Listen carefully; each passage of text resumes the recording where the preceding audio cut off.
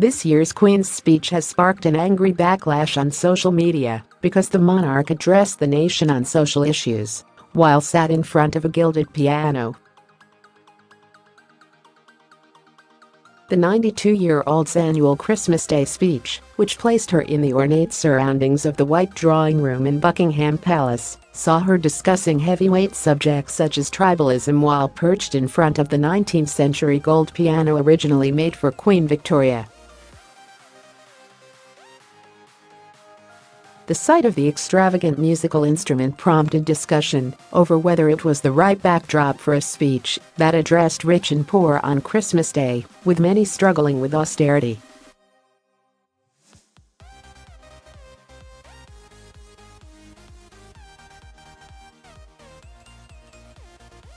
Co.uk 1's 2018 12 27 15 7,815,252 6,532,735. The Queen delivered her annual Christmas message surrounded by Pia 3 1,545,922,812,712.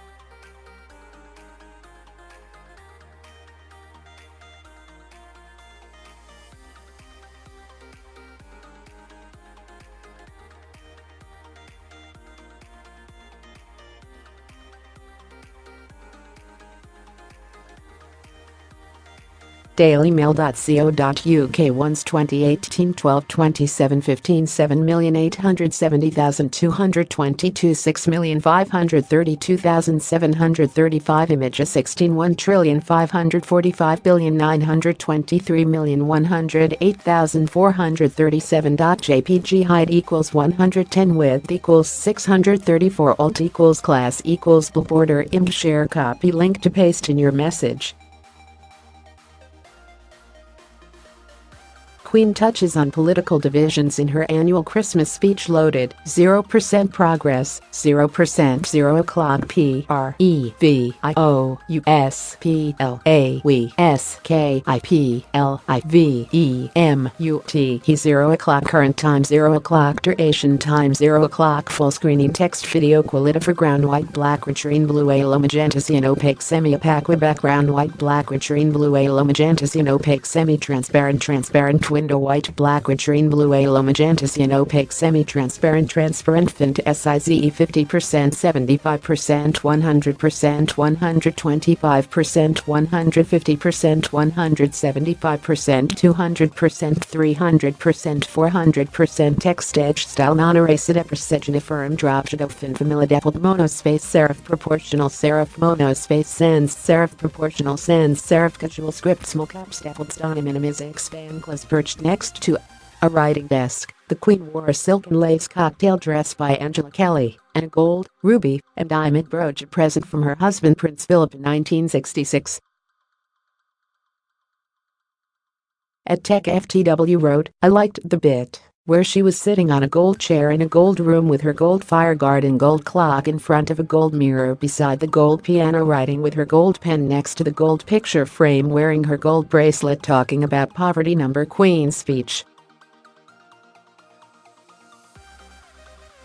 Although the Queen didn't address poverty directly, she did talk about the need to respect other human beings, but for some, the setting was tone deaf to the Queen's words. Stephen Blakeman wrote, "No doubt it's a PR car crash. Whoever had the bright idea to place her like that, surrounded by such a display of wealth, will probably be looking for a new job in the new year." Benrula Chester added, "The ironic thing about the Queen recording her message in front of a gold-plated musical instrument is that it was a bit tone deaf."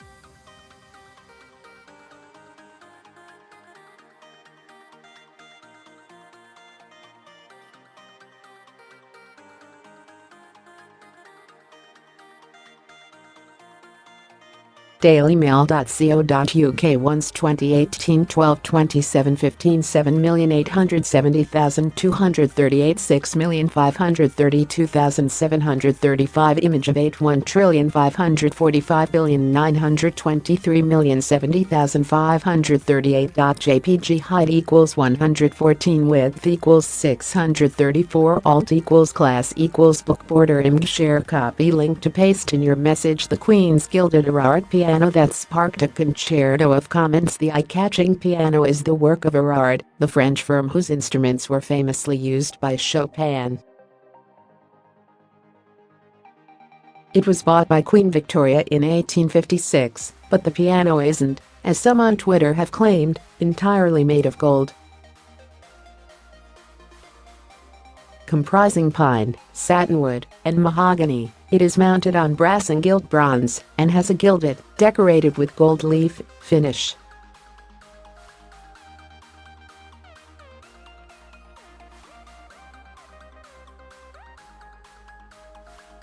JPG height equals 437 width equals 586 alt equals The 19th century instrument was made for Queen Victoria in 1856 and features cheeky monkeys and cherubs on its grandiose exterior. Class equals book border img share copy link to paste in your message. The 19th century instrument was made for Queen Victoria in 1856 and features cheeky monkeys and cherubs on its grandiose exterior. The instrument was restored in 2010 and took pride of place in the Victoria and Albert exhibition held in the Queen's Gallery.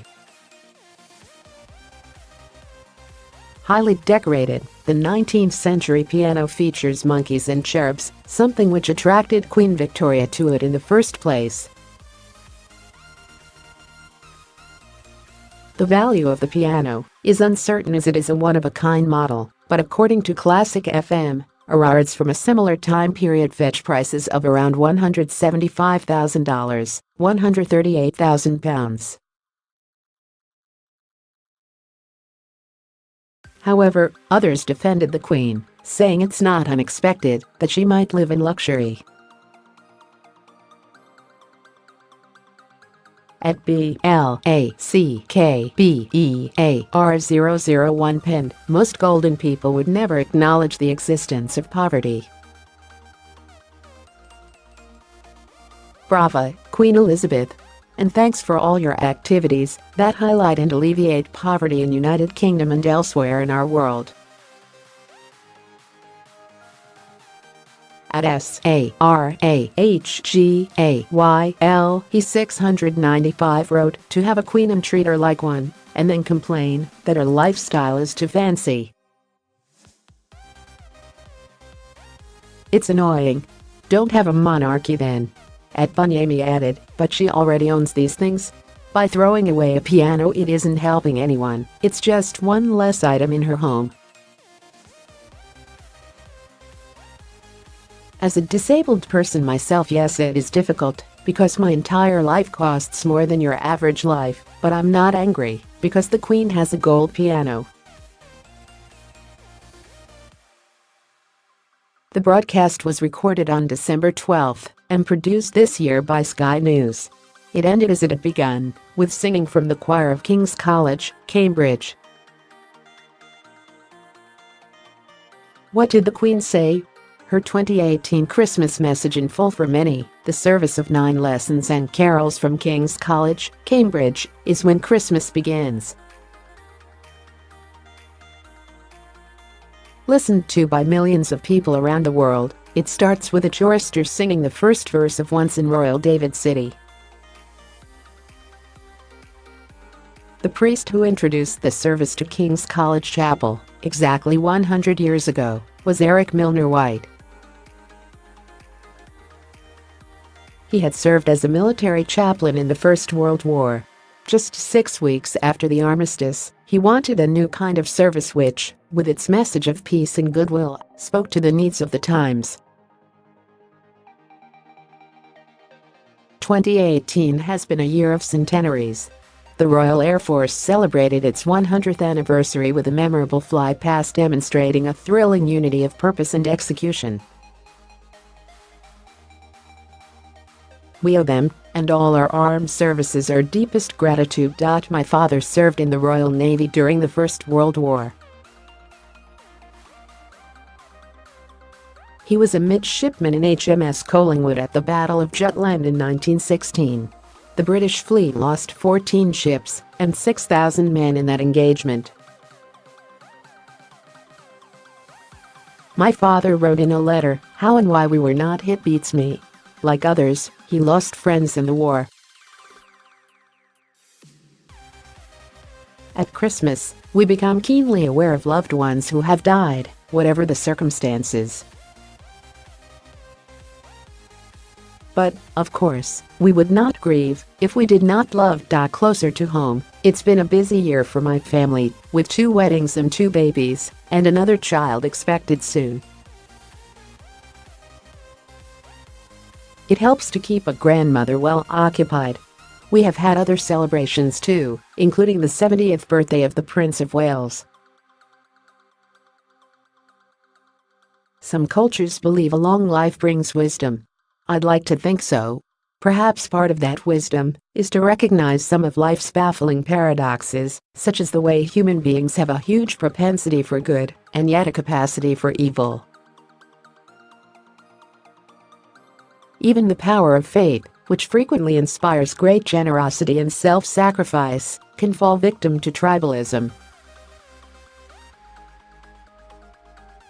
But through the many changes I have seen over the years, faith, family, and friendship have been not only a constant for me, but a source of personal comfort and reassurance. In April, the Commonwealth heads of government met in London. My father welcomed just 8 countries to the first such meeting in 1948.